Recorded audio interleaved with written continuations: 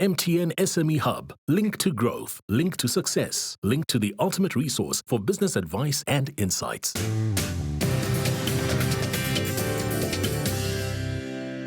Welcome back to the Big Small Business Show. In studio with us today, we've got Tsholofelo Nowalaza. She is the winner of the MTN 702 Small Business Award.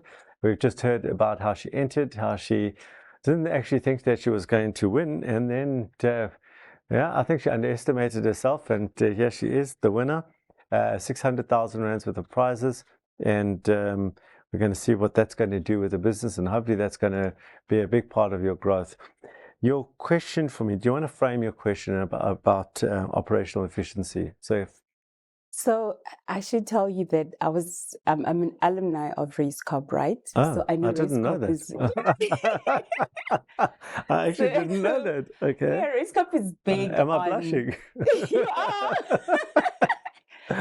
And it emphasizes on strategy and having different types of strategy in order to grow. Yeah. So when I got the opportunity to ask you this question, I was like, oh my God, it's my moment.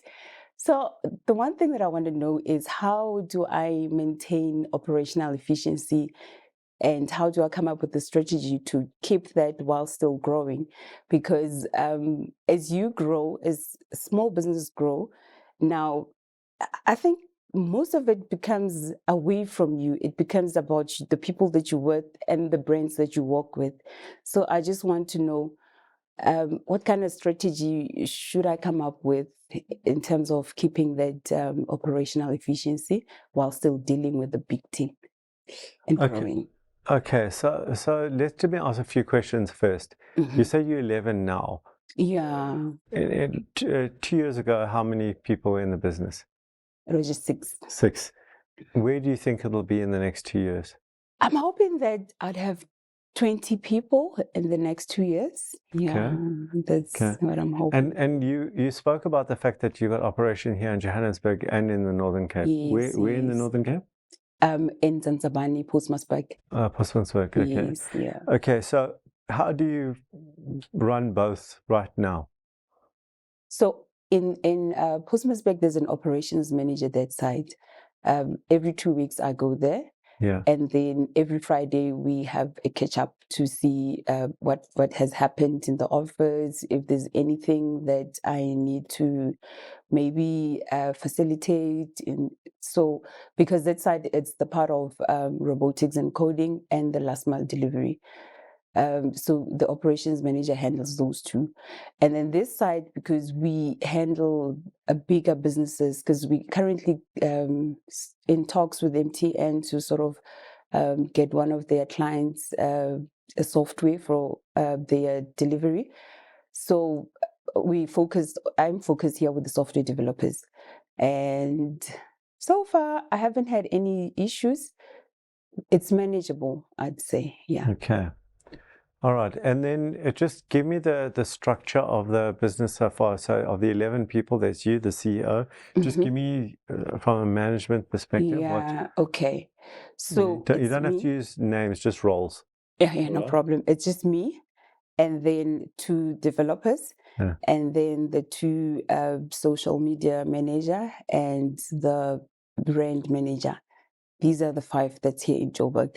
Okay. And then the 6 that's in Postmasburg, it's the operations manager, and then the 3 drivers, and 2 admin clerks, and then the 1 is the bookkeeper. Yeah. Okay. All right. Okay, and then other than your catch up with the operations manager in Postmasburg, what other meetings are happening in the business on a regular basis that I'm involved in? Yeah. Okay. Here in Joburg, we have our toolbox talks in the morning. Yeah. We catch up every morning. Yeah, every morning. Yeah. And then we know that yesterday we did this, and then today we're going to do this. And in Kuruman, it's only just in Postmasburg, sorry, it's only just on Fridays. The operations manager is the one who handles the meetings there. And then I get emails, because also we use Asana, that project management tool. Yes. So I keep abreast through that. of what's happening. And do the people in Postmansberg, do they know of the people in Joburg? I mean, do they communicate at all? Do they work together in any way? We, they do have to work together because the software developers are the ones who are in control with the last mile delivery software. So if there's any glitches, they have to speak to them so that they can fix it. And is there a thing called a staff meeting that you have once a month, once a week, all of us together? Yeah.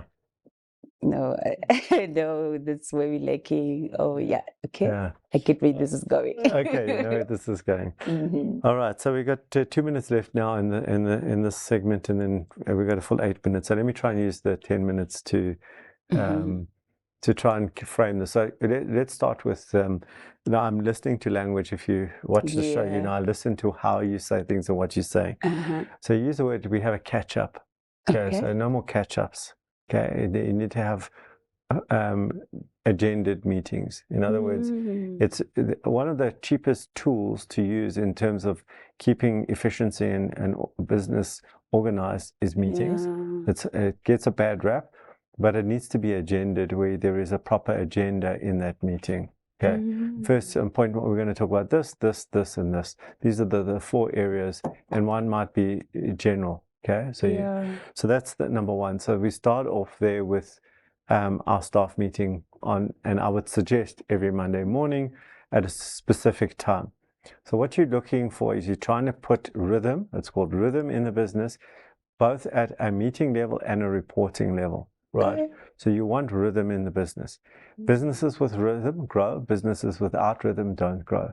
Businesses with rhythm have value, businesses without rhythm don't have value or have far less value. Okay, so you want to get rhythm because as the organization is growing, you want the organization to work in a certain way, in a certain cadence that's growing in a certain way. So the first thing I would do right now is set up all my meetings and have no more catch-ups. They are now meetings and they have got an agenda, even if it's 2 items on that agenda and that's it, but you have an agendaed meeting. Why do you do that?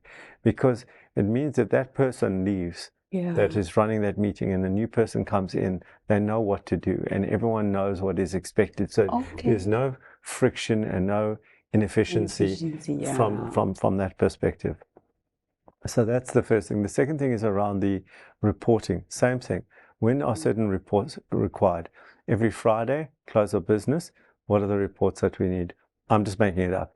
Daily, weekly, monthly, what are the reports? Who's responsible for it? What do those reports look like? So your 2 cheapest tools to get efficiency in a business are your reporting cadence and your rhythm and your meeting rhythm with an agenda or cadence around that. So that's the most inexpensive way to start creating value and structure in the business. What we're going to do now is we're also going to create structure by taking a break. And when we come back, I'm going to give you more. Stay tuned.